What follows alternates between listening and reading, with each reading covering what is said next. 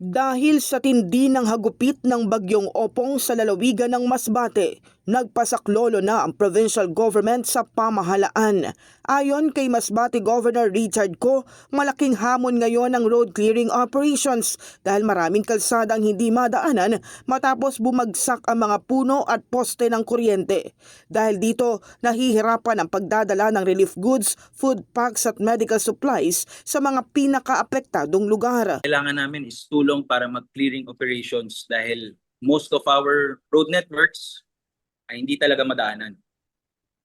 So, yung mga goods, yung mga food packs, and all of our health, hindi po makadaan. And of course, another problem is electricity namin dahil maraming poste ang bumagsak dito sa probinsya. Bukod sa kawalan ng kuryente, problema rin ang pagsasara ng ilang pantalan na lalong nagpapabagal naman sa pagpasok ng tulong mula sa ibang probinsya.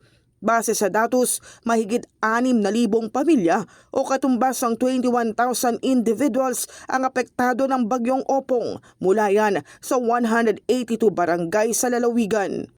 Gusto rin namin sana makahingi ng tulong, no, as early as possible na mabuksan yung mga ports namin dito sa probinsya ng Masbate para makaabot yung mga tulong galing sa iba't ibang probinsya. Sana makahingi kami ng air asset support and as well as our data team, no? Our data team. In the heart of changing lives, ako si Brigada Kath Austria ng 105.1 Brigada News FM Manila, the Music and News Authority.